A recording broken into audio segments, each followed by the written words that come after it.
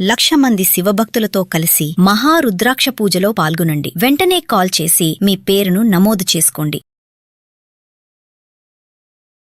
Hi hello నమస్తే, welcome back to Suman TV. Present మనతో పాటు ఉన్నారు corporate soft skills trainer Madhuravani గారు. నమస్తే మ్యామ్. నమస్తే అండి. మధురవాణి గారు, మరి అమెరికా ట్రంప్ విషయంలో చాలా వీడియోలో మాట్లాడుకున్నాం. ట్రంప్ ఎప్పుడైతే అధికారంలోకి వచ్చాడో ఇప్పటి వరకు కూడా సో మెనీ డెసిషన్స్ తీసుకోవడం, కొన్ని బ్యాన్ చేయడము, అంటే ఎట్టకేలకి మన వాళ్ళని, మెయిన్ ఏంటంటే భారతీయుల్ని అమెరికా రాకూడదు అని చెప్పేసి కొన్ని ఆంక్షలు విధిస్తున్నారు. కొత్తగా చూసుకుంటే ఎవరైతే గ్రీన్ కార్డ్ వచ్చి అక్కడ సెటిల్ అయిపోయి ఉంటారో వాళ్ళందరూ కూడా మళ్ళీ రెన్యువల్ కానీ ఇవన్నీ ఉంటాయి కదా, ఇండియా వెళ్ళాలి, ఇండియా వెళ్ళిపోవాల్సిందే, వాళ్ళు ఇక్కడ ఉండి చేసుకోవాల్సిన పని లేదు, ఇండియా వెళ్ళి చేసుకుని రావాలని చెప్పేసి ఒక ఇన్ఫర్మేషన్ ఇవ్వడం అయితే జరిగింది. మళ్ళీ కొన్ని అప్డేట్స్ కూడా వచ్చాయనుకోండి. అసలు ఎందుకు మన వాళ్ళు ఇంత టార్గెట్ చేస్తున్నాడు ట్రంప్ అని అంటే, మనం H1B నుండి, అంటే ఎవరైనా H1B వీసాకి వెళ్ళిన వాళ్ళు గ్రీన్ కార్డ్ అనేది ఒక డ్రీమ్. వాళ్ళకి గ్రీన్ కార్డ్ వచ్చేసి ఇంకా అక్కడనే పర్మనెంట్ సిటిజన్ గా ఉండొచ్చు అని చాలా మందికి డ్రీమ్. దాన్నే అడ్జస్ట్మెంట్ ఆఫ్ స్టేటస్ అని అంటారు. సో రీసెంట్ గా ట్రంప్ వాళ్ళు చేసింది ఏంటంటే, ఎవరైతే గ్రీన్ కార్డ్ కి ప్రయత్నిస్తున్నారో వాళ్ళు ఇక్కడ ఉండకూడదు, రిటర్న్ ఇండియాకి వెళ్ళిపోవాలి అని చెప్పడం జరిగింది. ఇలా చేయడం వల్ల ఏంటంటే వాళ్ళ కంట్రీలో ఏదైతే మన ఇండియన్స్ ఉన్నారో దాంట్లో నుంచి సగం మంది వెళ్ళిపోతారు కదా అనే ఉద్దేశంతో కూడా ఇలా చెప్పడం జరిగింది. రీసెంట్ గా వచ్చిన అప్డేట్ ఏంటంటే, అందరు కాదు, ఎవరైతే యుఎస్ కి సపోర్ట్ చేస్తున్నారో మన Indian techies, half of the country, 75% country మన ఇండియన్ టెక్కీస్ తోనే ఉన్నారు. సో ఎవరైతే ఇండియన్ టెక్కీస్ వాళ్ళ కంట్రీకి సపోర్ట్ చేస్తున్నారో, లేదా వాళ్ళ సాఫ్ట్వేర్ డెవలప్మెంట్ కి కూడా మన వాళ్ళు చాలా ఉపయోగపడతారు. సో ఎవరైతే అట్లా సపోర్ట్ చేస్తున్నారో వాళ్ళకి మినహాయింపు, అంటే వాళ్ళు అక్కడే ఉండి గ్రీన్ కార్డ్ కి అప్లై చేసుకోవచ్చు. ఎవరైతే సపోర్ట్ చేయకుండా ఉన్నారో, వాళ్ళకి ఎవరికైతే అవసరం లేదో వాళ్ళని మాత్రం వెళ్ళిపోమని చెప్తుంది. అంటే సపోర్ట్ చేయకుండా అంటే లైక్ టెంపరీ వీసాస్ పైన అక్కడికి వెళ్ళి ఏదో ఉద్యోగం చేసుకుంటూ ఉంటారు, అలాంటి వాళ్ళు అనుకోవచ్చా?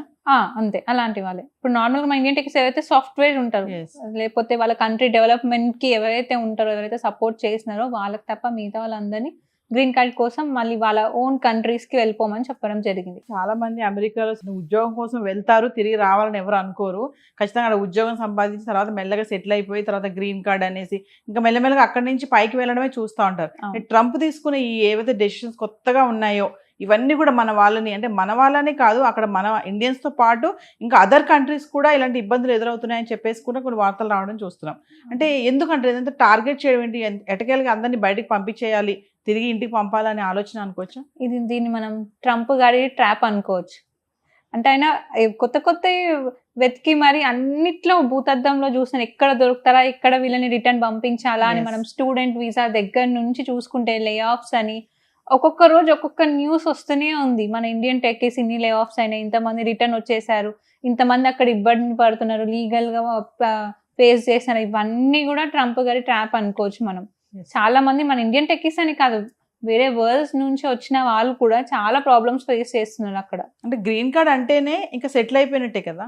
గ్రీన్ కార్డ్ అంటే మీకు పర్మనెంట్ బిందాస్, మనకి ఏం టెన్షన్స్ లేదు అనుకోవచ్చు. కానీ ఈ మధ్యన కొన్ని వార్తలు ఏంటంటే గ్రీన్ కార్డ్ ఉన్న వాళ్ళకి కూడా కొన్ని టెన్షన్స్ స్టార్ట్ అవుతున్నాయి ట్రంప్ తెచ్చే డెసిషన్స్ వల్ల. అంటే ఎన్ఆర్ఐస్ కానీ వీళ్ళందరూ కూడా తిరిగి వచ్చేస్తున్నారు మళ్ళీ బ్యాక్. ఇటకేళ్ళకి ఏంటంటే ఇండియా నుంచి అమెరికా వెళ్ళే వాళ్ళ సంఖ్య కూడా తగ్గిపోయింది అని కూడా అంటున్నారు.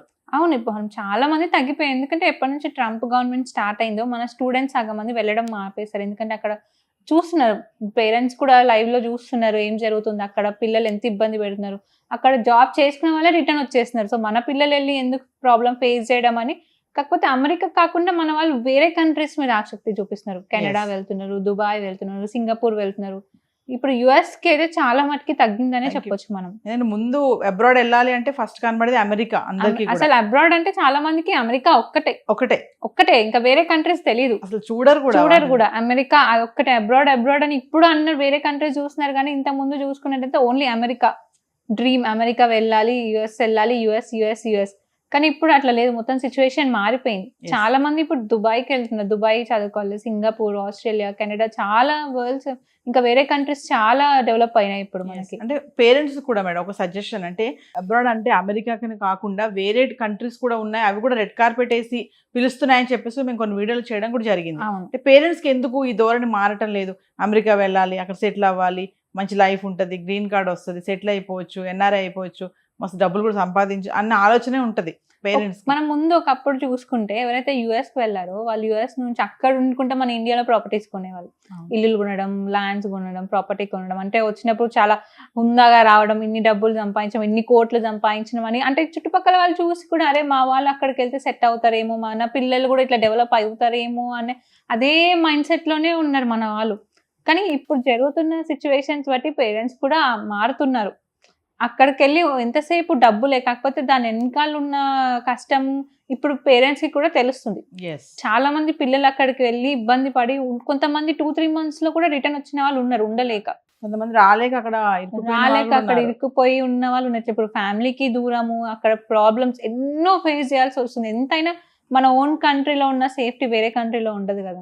సో ఏదేమైనా మధురవాణి గారు, ఫైనల్గా ఏంటంటే ట్రంప్ తీసుకున్న నిర్ణయాలు ఏంటంటే అక్కడ సెటిల్ అవ్వాలి, చిన్న చిన్న ఉద్యోగాలు చేసుకునే వాళ్ళందరికీ కూడా ఇప్పుడు మీరు అన్నట్టుగా కొంతమందికి మినహాయింపు ఉందన్నారు. అంటే ఫినాన్షియల్గా ఎవరైతే గవర్నమెంట్ సపోర్ట్ చేస్తున్నారో వాళ్ళు వెళ్ళాల్సిన అవసరం లేదు, మరి మిగిలిన వాళ్ళైతే వెళ్ళాలి కదా. తప్పకుండా వెళ్ళాల్సింది. టెంపరీ వీసాస్ పైన వెళ్ళిన వాళ్ళు కానీ వాళ్ళందరికీ ఇప్పుడు కొంచెం టెన్షనే అనుకోవచ్చు. ఖచ్చితంగా టెన్షన్. అంటే వాళ్ళు ఎన్నో ప్లాన్స్ తో ఉన్నారు అక్కడ. ఇప్పుడు గ్రీన్ కార్డ్ రావాలి అని ఎంతో కష్టపడి ఉంటారు, వాళ్ళు ఒక స్టేబుల్ లైఫ్ పెట్టుకొని ఉంటారు. ఇప్పుడు సడన్ గా వెళ్ళిపోవాలంటే ఆశలన్నీ పోయినట్టే, ఇన్ని ఇయర్స్ కష్టపడిన వాళ్ళ కష్టం అంతా వేస్ట్ అయిపోయినట్టే కదా. సో కొంత రిలాక్సేషన్ అనుకోవచ్చు, అంటే కొంతమందికి మినహాయింపు ఇచ్చాడు. అంటే చాలా మంది మన ఇండియన్ టెక్కీస్ వర్కే చేస్తారు కాబట్టి వాళ్ళకి కొంచెం స్ట్రెస్ తగ్గింది అనుకోవచ్చు ఈ న్యూస్ తోని. Thank you. థ్యాంక్ యూ అండి.